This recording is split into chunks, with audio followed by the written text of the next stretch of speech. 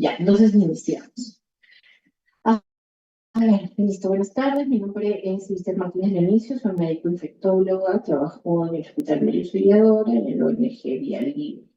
A ver, el día de hoy vamos a hablar sobre malaria, que debemos de recordar que es una enfermedad reemergente. El 40% de la población mundial vive en áreas endémicas.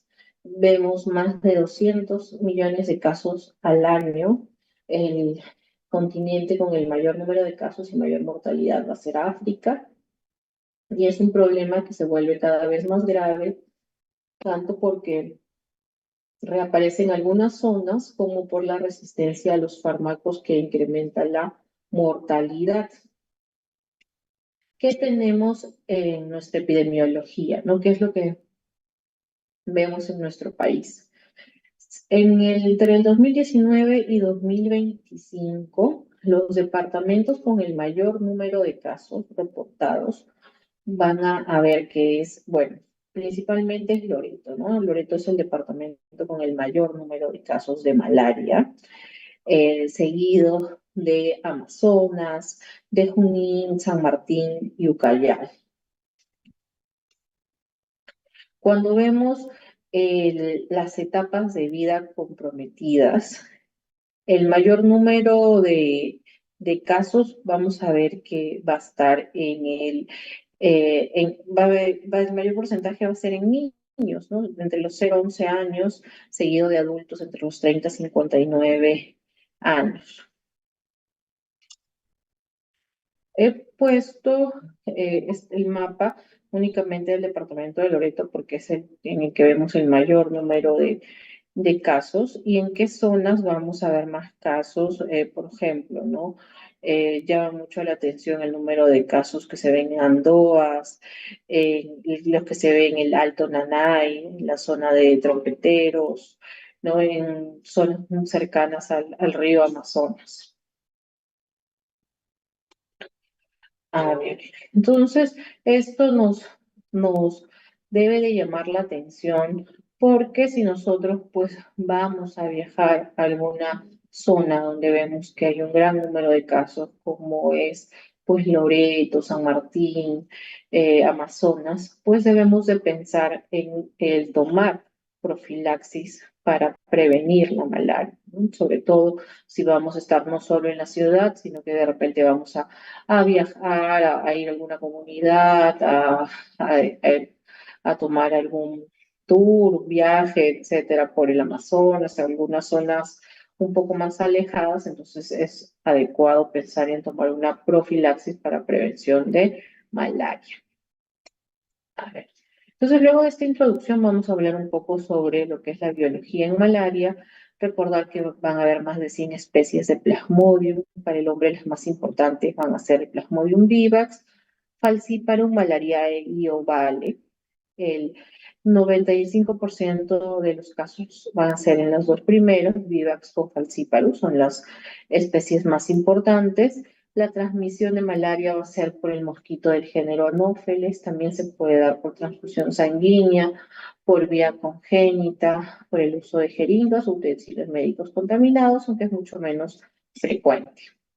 A ver, este cuadrito es bastante interesante porque nos muestra diferencias importantes entre las especies de malaria, tanto la de Plasmodium vivax, ovale, malariae y falciparum, por ejemplo, ¿no? En la gravedad de las crisis ocasionadas por malaria.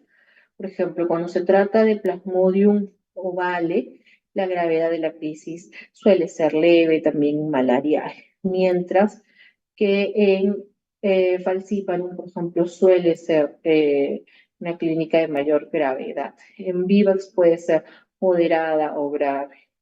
¿Qué más, por ejemplo, dentro de las manifestaciones clínicas? ¿Cuál sería la especie de plasmodium que me dé anemia más severa? Sería el falciparum, ¿no? Mientras que, por ejemplo, Vivax, malariae sí me va a dar anemia, pero no tan severa, o vale anemia leve.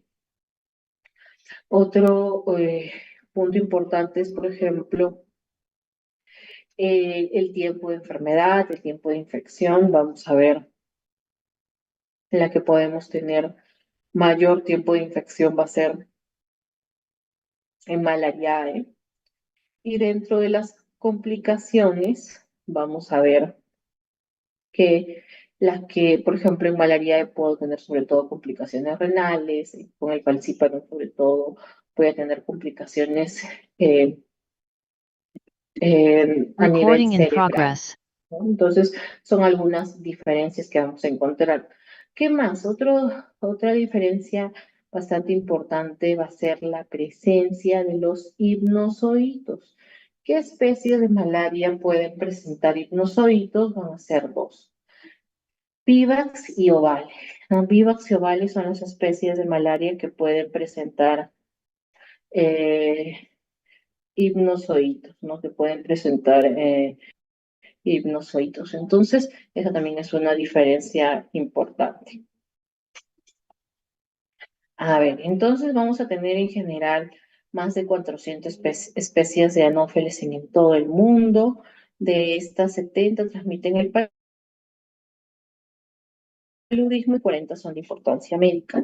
Por ejemplo, la importancia de cada especie va a depender del área geográfica. En el África tropical, vamos a ver que es más importante el Anopheles gambiae, también el Anopheles funestus, mientras que en Europa las que más importancia van a tener es el Anopheles atroparvus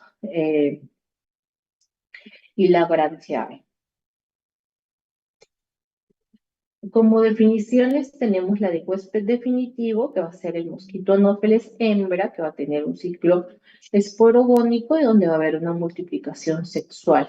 También vamos a tener el huésped intermediario, que va a ser el hombre, en quien se va a llevar a cabo el ciclo esquizogónico con una multiplicación asexual en dos fases, la primera hepática y la segunda eritrocítica, como podemos apreciar en este gráfico, ¿no? Podemos ver tanto el ciclo hepático como el ciclo eritrocítico y también el ciclo o extraeritrocítico.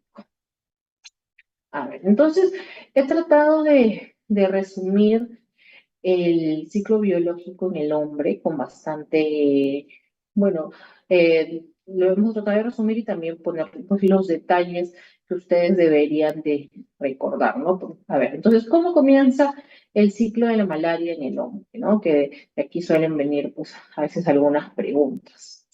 A ver, entonces recordemos que precisamente es el mosquito Anopheles hembra infectado con el parásito quien inocula los esporozoitos que son inyectados juntos con la saliva. Entonces yo debo de recordar que los esporozoitos van a ser la forma infectante natural, ¿no? Los esporozoitos son las formas infectantes naturales.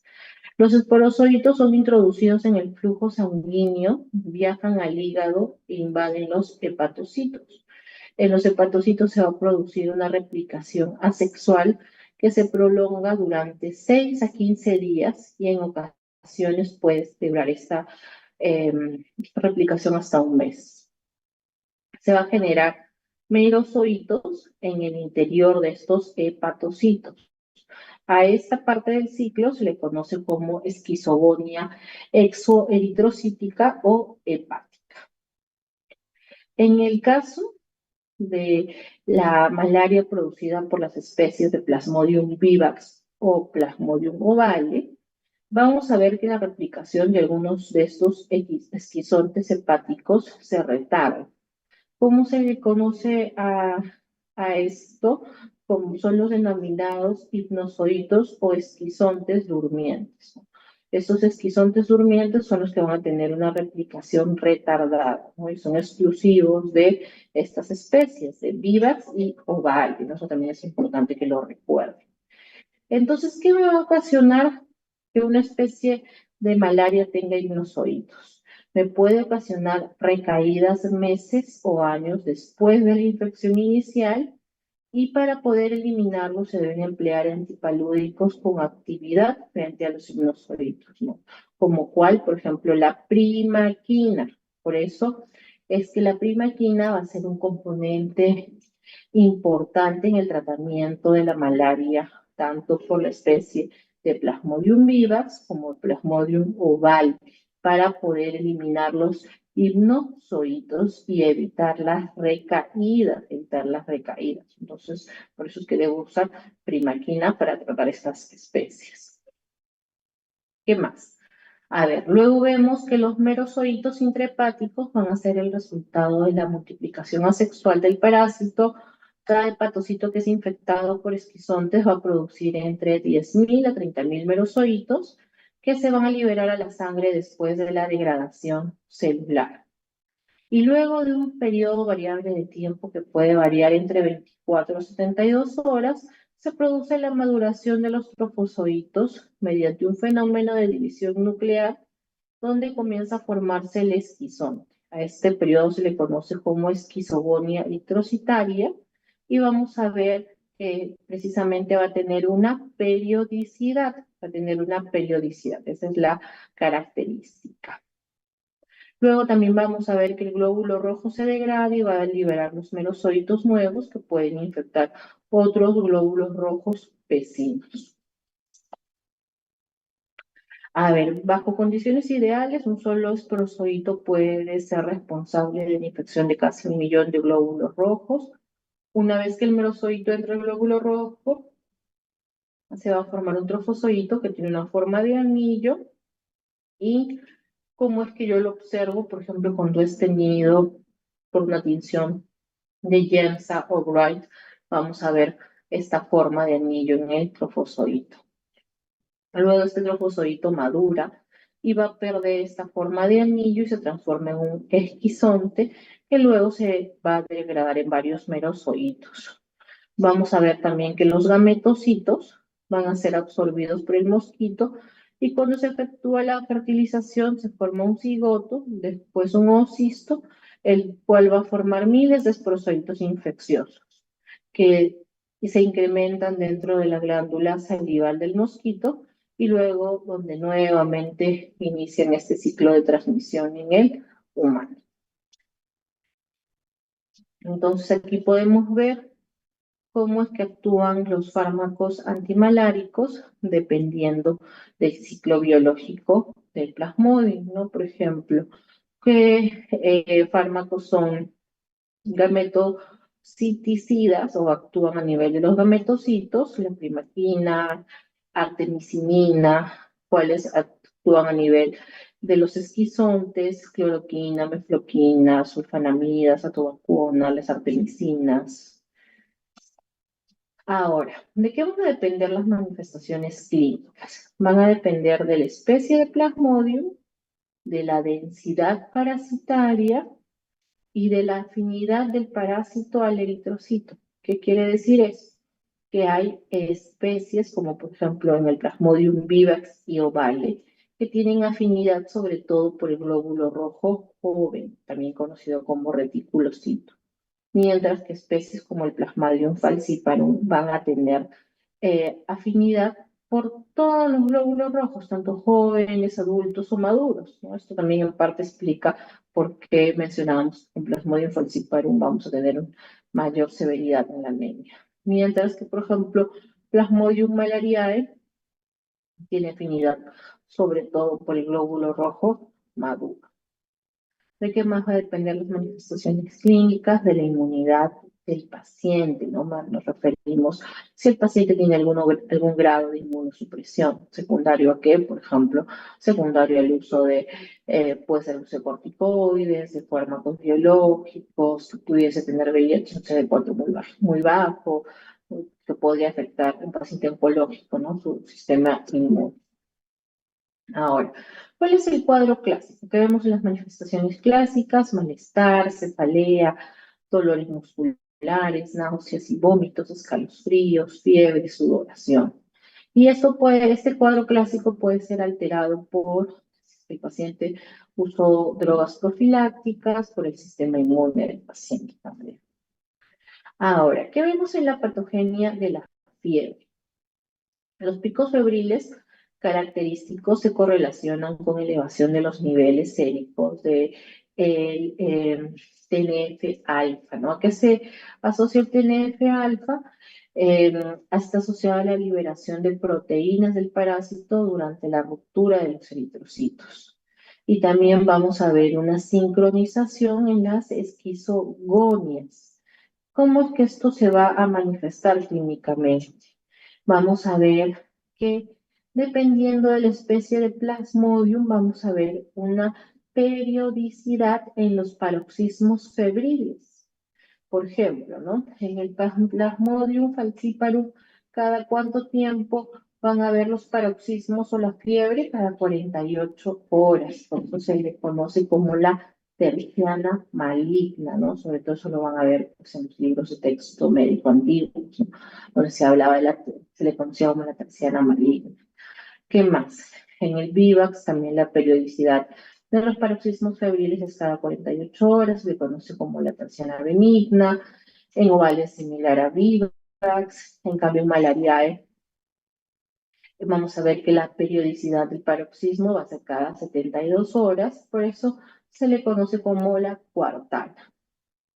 Puede haber también infecciones mixtas, entonces no olvidemos que podemos tener pacientes que pueden tener una infección tanto por Plasmodium vivax como falciparum, entonces en lo cual ya en una eh, infección mixta pues sería mucho más complicado poder determinar una periodicidad, ¿no? Entonces va a ser continua la fiebre y no vamos a tener estos espacios.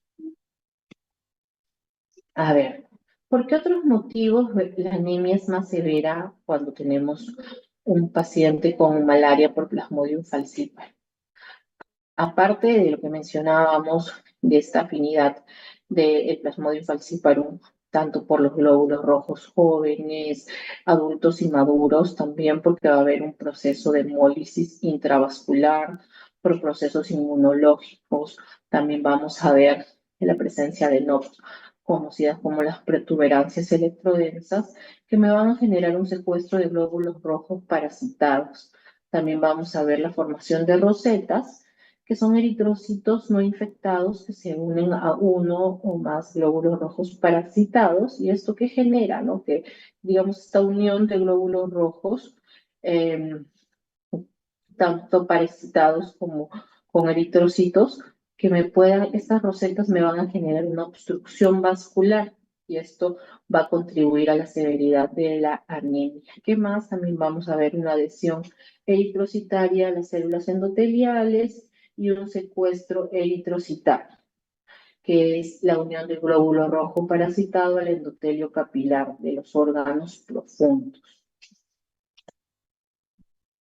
¿Qué signos de peligro voy a encontrar en el paciente con malaria? La presencia de vómitos persistentes, letargia, ictericia y coluria, anuria u oliguria, deshidratación grave, hipotensión arterial, convulsiones y trastorno de conciencia, y trastornos hemorrágicos.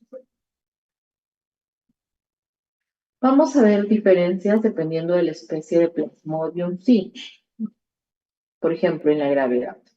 Vamos a ver que el Plasmodium falciparum va a tener un cuadro más severo que el Plasmodium vivax, nulesi, ovale o malariae.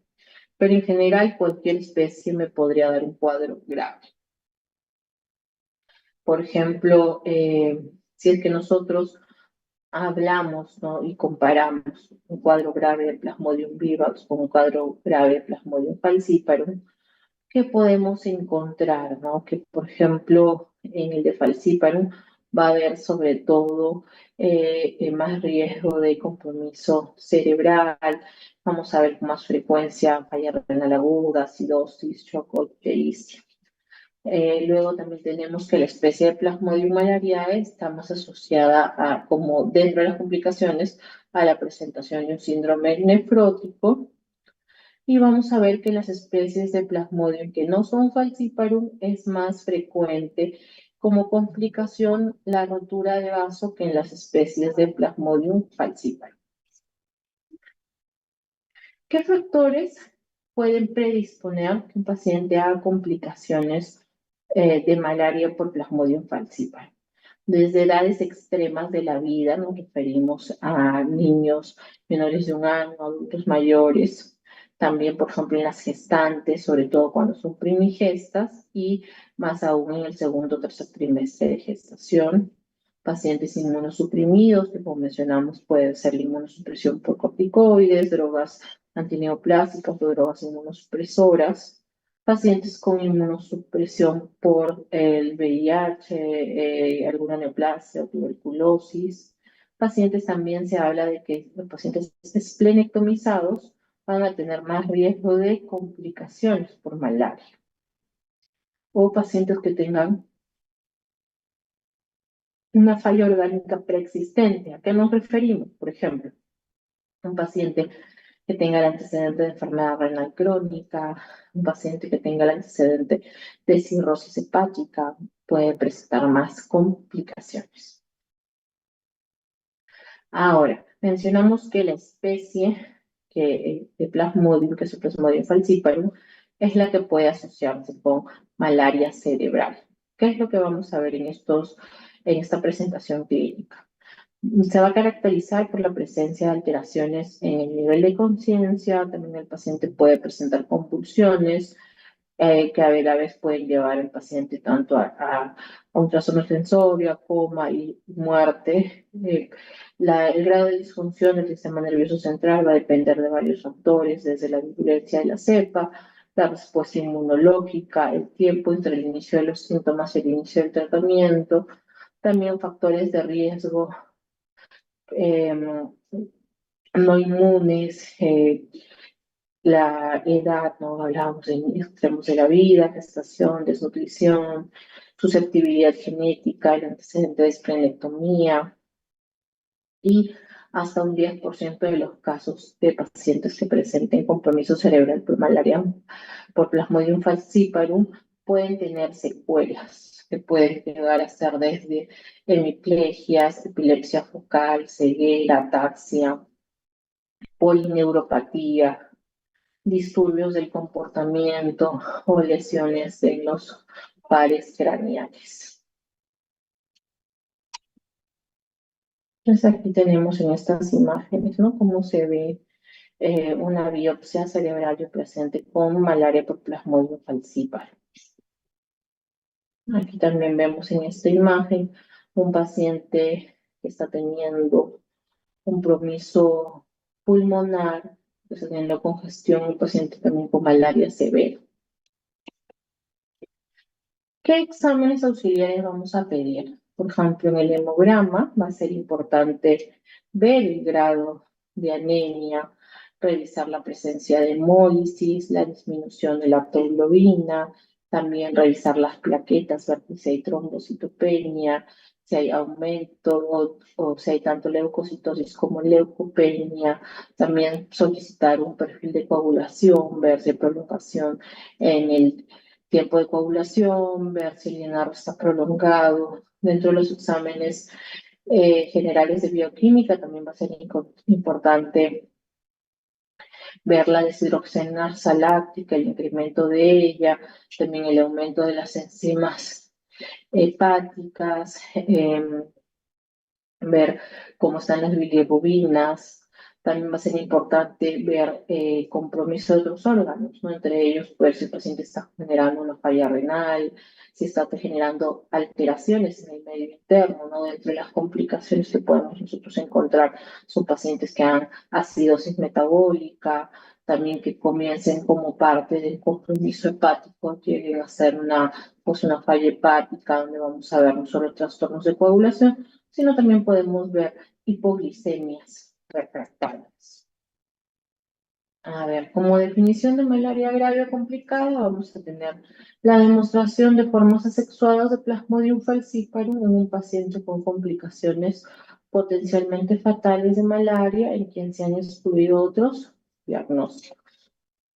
Entonces vamos a tener como para el diagnóstico clínico a nivel laboratorial, por ejemplo, el parasitológico, voy a buscar la gota gruesa, microconcentración.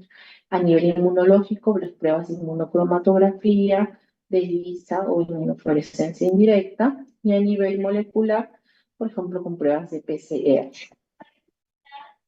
Aquí podemos ver cómo en la microscopía se pueden observar los trofozoitos, los esquizontes y los gametocitos, que van a tener algunas características distintivas dependiendo de la especie, ¿no? Por ejemplo, miren, les he colocado esa tablita donde ustedes pueden orientarse en cómo diferencian si se trata de un trofozoito joven, un esquizonte o un gametocito, según la especie de la que hablamos, ¿no? Si, por ejemplo, se trata de Plasmodium vivax, ¿qué vamos a ver en, en el gametocito, por ejemplo, ¿no? Que son redondeados, que el glóbulo rojo tiene mayor tamaño y ocupa casi todo el glóbulo rojo. En cambio, en el Plasmodium falciparum, el gametocito tiene forma de media luna. Y en el Plasmodium malariae vamos a ver que los gametocitos están redondeados y ocupan todo el glóbulo rojo, ¿no? Entonces, por ejemplo, eso es un ejemplo de cómo podemos ayudar a diferenciarlo. Por ejemplo, en el caso de los esquizontes, ¿no? Cómo yo veo en la microscopía y me doy cuenta si es un esquizonte de Plasmodium vivax, de falciparum o malaria. Por ejemplo, en el tamaño del glóbulo rojo, en el número de merozoitos, si ocupan el contenido de todo el glóbulo rojo, solamente partes, es algo, o si por ejemplo tienen granulaciones, como en el caso del Vivax, ¿no? Entonces son algunos tips que me ayudan a darme cuenta de cuál es la especie de Plasmodium involucrada. Ahora, ¿cuáles son estos métodos, no? Para tenerlos claro. Entonces vamos a tener a la gota gruesa. La gota gruesa se le considera el gol estándar para el diagnóstico de malaria por la sensibilidad y especificidad que tiene.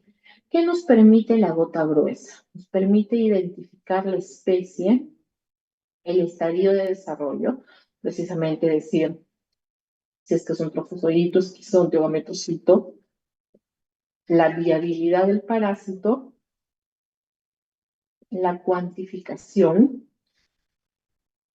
mientras que el PROTIS nos puede ayudar en la identificación de la especie y nos brinda algunos parámetros hematológicos. ¿Qué otras pruebas tenemos? Por ejemplo, el PCR, ¿no? El PCR va a tener una sensibilidad y especificidad mayor a la gota gruesa, pero es mucho más compleja y su uso no es tan fácil, ¿no? No todos los centros van a tener disponible los materiales para poder realizar un PCR. ¿Qué más? ¿Cuándo estaría indicado, ¿no? Pedir un PCR, por ejemplo, para la detección de pacientes asintomáticos en áreas endémicas o en estudios epidemiológicos, en la monitorización de la respuesta del paciente a drogas antimaláricas, en la caracterización genotípica del plasmodium, por ejemplo, para el screening de donadores de sangre en áreas endémicas, malaria, como Loreto, no por lo como vimos al inicio, o como un test de referencia para el desarrollo de nuevos tests, ¿no? En esos casos sí estaría indicado un PCR, pero por el mismo, digamos, por la misma practicidad, ¿no? No es algo ahorita que lo tengamos disponible como para usarla en todos los pacientes. ¿Qué otras pruebas están disponibles y que son bastante útiles? Por ejemplo, los métodos para detección de componentes antigénicos del plasmodio. También se les conoce como test inmunocromatográficos. Los más importantes son estos dos. El de la proteína rica en histidina 2 del Plasmodium falciparum, también conocido con las siglas de PFHRP2, y el test inmunocromatográfico de lactato deshidrogenasa de Plasmodium. Entonces, ¿cómo se ven estas pruebas? De esta manera, ¿no? Entonces, son estas pruebas rápidas que me permiten con una gota de sangre detectar, ¿no? Si es que es positiva o no para la proteína rica en histidina 2 del Plasmodium falciparum o la detección de la enzima LDH del parásito. Entonces, ¿en qué escenarios se recomienda usar estas pruebas? Por ejemplo, ¿qué ventajas tienen, no? que son pruebas rápidas y sencillas de realizar, en las cuales yo tengo un resultado en unos 15 minutos. Son pruebas estables a la temperatura ambiente y que tienen una buena sensibilidad y especificidad para infecciones por Plasmodium por falciparum.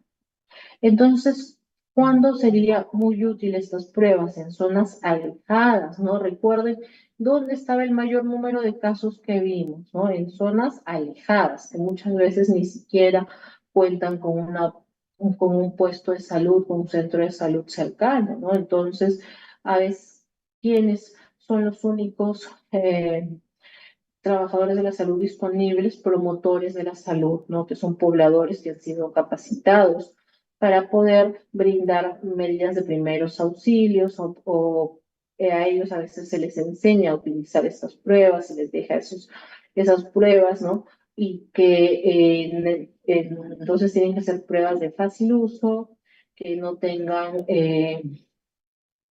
digamos que, por ejemplo, no se alteren con las temperaturas altas, con la humedad, etcétera. Entonces, estas pruebas me pueden permitir diferenciar y diagnosticar tempranamente a un paciente con Plasmodium, sobre todo Plasmodium falciparum, por el que conversamos, es el que me va a dar cuadros más severos, y iniciar un tratamiento temprano hasta que el paciente sea referido, ¿no? Sea referido a un establecimiento de mayor nivel. ¿Qué desventajas van a tener estas pruebas? Que, por ejemplo, no me van a diferenciar entre especies de malaria, ovario, vivax. Tampoco me van a diferenciar si existe una parasitemia mixta. No me van a cuantificar la parasitemia. Y bueno, los precios, ¿no? Que a veces tampoco son tan económicas para poderlos usar, pues es de forma masiva. A ver, entonces aquí pueden ver cuál es un resumen de estas pruebas, ¿no? De tanto la prueba para identificar el Plasmodium falciparum rica en histidina 2, como la del LDH, ¿no? ¿Cuál es el límite de detección? Por ejemplo, el limitante, ¿no? Como decíamos que era sobre todo para falciparum, eh, y cuál es el antígeno blanco de estas pruebas. Entonces aquí tenemos estos test. Ya, a ver ahora. Entonces, ahora el tratamiento, ¿no? Entonces, una vez ya yo identifico que mi paciente tiene malaria, identifico la especie y voy a dejar el tratamiento, ¿qué es lo que debo de hacer? El tratamiento va a depender, como mencionábamos, de la especie y de la severidad, porque no va a ser lo mismo darle tratamiento a un paciente con malaria severa a alguien que no tiene complicaciones. Entonces, primero vamos a hablar de los pacientes no complicados. Por ejemplo, ¿qué otro punto va a ser importante? Si el paciente, si la paciente, si es mujer, es gestante o no, por ejemplo, ¿no? En un paciente con malaria por Plasmodium vivax. ¿Con qué se trata? Se trata con cloroquina, la tableta de 250 miligramos. El primer, segundo y tercer día se va a dar. eh, el primer y segundo día, 4 tabletas de cloroquina, el tercer día, 2 tabletas. Y por una semana el paciente va a recibir Primagina, si es de 15 miligramos, 2 tabletas la semana. ¿Y cuál va a ser la diferencia? Que, por ejemplo, la Primagina no se puede administrar a mujeres gestantes. Entonces, si es que la paciente fuera gestante, no recibiría Primagina. ¿Qué más? Luego tengo para el tratamiento de malaria por Plasmodium malaria en adultos. Por ejemplo, si lo que voy a utilizar es cloroquina, voy a tratar por 3 días. Todos los días con 4 tabletas. Y el último día recibe el paciente 3 tabletas de primaquina. Igual, ¿no? Que si es gestante no le puedo dar primaquina. Ahora, si es un caso de malaria no complicado por Plasmodium falciparum, ¿qué voy a dar? Le voy a dar artesunato, 1 tableta por 3 días, mefloquina, el primer y segundo día 3 tabletas, y primaquina, 3 tabletas el primer día únicamente. A ver, por ejemplo, ¿no?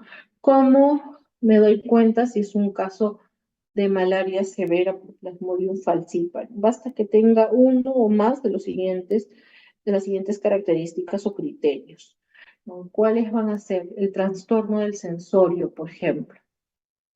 Si el paciente tiene un Glasgow menos de 11, si el paciente tiene debilidad generalizada incapacitante, si ha habido convulsiones, más de 2 convulsiones en 24 horas, si tiene acidosis metabólica, que tenga un bicarbonato menos de 15, un lactato más de 5, un déficit de base más de 8, si tiene hipoglicemia con una glucosa en menos de 40, si tiene anemia severa considerada con una hemoglobina menos de 5, si tiene falla renal con una creatinina más de 3 o la urea más de 20, o si tiene presencia de ictericia con la bilirrubina en más de 3 miligramos por decilitro, o si tiene edema pulmonar, que podemos encontrar al paciente usualmente con una saturación menos del 92% y una frecuencia respiratoria más de 30. También si encontramos un sangrado significativo, que puede ser un sangrado recurrente por la nariz, encías, hematemesis o melena, si está en shock, considerada como una presión arterial sistólica menos de 80, y si es que encuentro una hiperparasitemia, en falciparum me refiero a una parasitemia más del 10%. Entonces, estos son los criterios con los cuales yo defino que un paciente tiene un cuadro de malaria severa por Plasmodium falciparum. Entonces, ¿qué hago yo si tengo ese tipo de paciente? Bueno, tengo que tener en cuenta que vas a ver en un paciente con malaria severa por falciparum, pues más riesgo de malaria cerebral, como lo mencionamos, ¿no? Entonces, y la mayor mortalidad va a estar asociada sobre todo a las complicaciones múltiples. Tengo que tener mucho cuidado de las acidosis metabólicas porque es una de las, digamos, definiciones de severidad que está asociada a una mayor mortalidad. A ver, bueno, esto ya lo mencionamos. Mm, También tengo que tener cuidado, por ejemplo, con las infecciones secundarias. He visto muchos casos de malaria severa asociados con sepsis bacterianas concomitantes, entre ellas bacteriemias por salmonela, sobre todo en niños. También podemos tener coinfecciones. ¿A qué me refiero, no? Por ejemplo, un paciente que tenga malaria pueda tener leptospirosis, pueda tener dengue, una infección por riquecias. También tener mucho cuidado porque va a tener un mayor riesgo de mortalidad. A ver, en estos pacientes con malaria severa debo de monitorizar los signos vitales, el Glasgow, exámenes como glucosa, la función renal, hemoglobina. Debo estar, por ejemplo, durante el tratamiento, monitorizar si ha disminuido la densidad parasitaria, ¿no? Que es una forma de ver la respuesta al tratamiento. Ahora, entonces, en un paciente con malaria grave severa, ¿cuál es el tratamiento? Entonces, si es que es un paciente con malaria grave por Plasmodium vivax, vamos a utilizar artemisinina, clindamicina y primaquina. Vamos a ver que las ampollas de artemisinina van a venir de 60 de 80 miligramos. Se le da la primera dosis a 2,4 miligramos kilos de peso. Luego luego de 12 horas se puede repetir una dosis. El paciente va a estar con manejo endovenoso hasta que pueda ser capaz de tolerar la vía oral. En cambio, como segunda opción, por ejemplo, puedo tener la combinación de quinina y clindamicina. Se va a dar una dosis de carga de quinina que se diluye en dextrosa. Tengo que tener mucho cuidado con los efectos secundarios asociados al uso de la quinina. Y luego voy a seguir con una dosis de mantenimiento, ¿no? Vigilando los signos de toxicidad como pueden ser, por ejemplo, toxicidad neurológica, gastrointestinal, y según esto puedo disminuir la dosis. ¿Qué reacciones adversas podemos tener, por ejemplo, la primaquina? La presencia de anorexia, náuseas, vómitos y dolor abdominal, la presencia de leucopenia y neutropenia. Por ejemplo, también vamos a ver que puedo presentar lo que es la methemoglobinemia. Y dentro de las complicaciones graves, se ha visto casos de anemia hemolítica, sobre todo con dosis más altas, y también asociado a la deficiencia de la glucosa 6-fosfato deshidrogenasa, que es más común en la raza negra.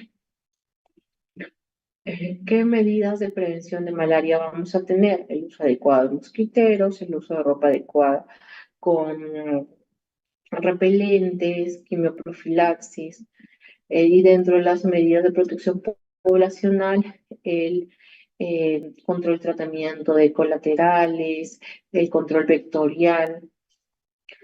Ahora, dentro de la profilaxis, recordemos que esta no evita la infección por malaria, pero sí la presentación de síntomas graves.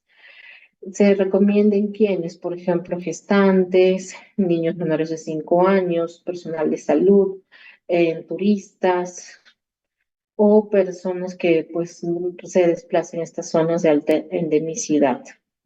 ¿Qué profilaxis tenemos disponibles? Por ejemplo, en áreas donde el Plasmodium falciparum sea sensible a la cloroquina, podemos utilizar cloroquina 500 miligramos una vez a la semana. Se empieza 1 o 2 semanas antes de viajar y se continúa durante el viaje hasta 4 semanas después de abandonar el área malárica.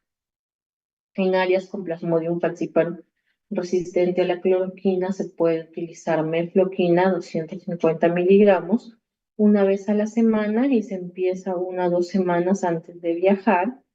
También otra opción es la doxiciclina, 100 miligramos diario, y también se empieza 1 o 2 días antes del viaje y se continúa durante el viaje hasta 4 semanas después de abandonar el área endémica de malaria, ¿no? Entonces, esas van a ser algunas alternativas que tenemos disponibles como profilaxis, ¿no? En las personas que explicamos, ¿no? Los grupos que tienen prioridad para iniciar una profilaxis y van a ir a estas áreas endémicas, ¿no? Sobre todo vieron en Loreto, en esas zonas en San Martín, ¿no? Donde hay mayor número de casos, o si van a viajar pues a algún otro país donde también sea endémico o hay un alto número de casos, ¿no? Entonces, no sé si tienen alguna duda, pregunta, algún comentario, de repente han visto algún paciente con malaria ahora en estos días o todavía.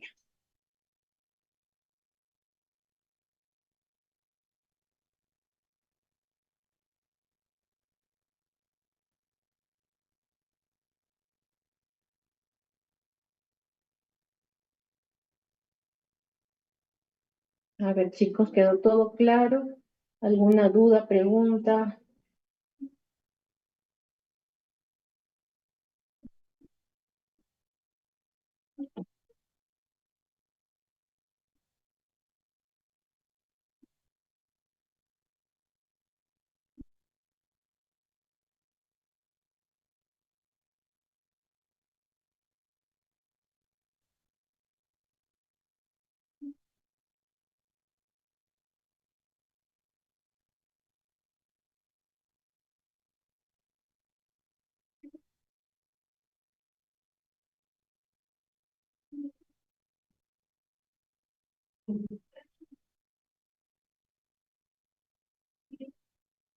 Chicos, ¿me escuchan? ¿Alguna duda, pregunta, comentario? ¿Todo claro?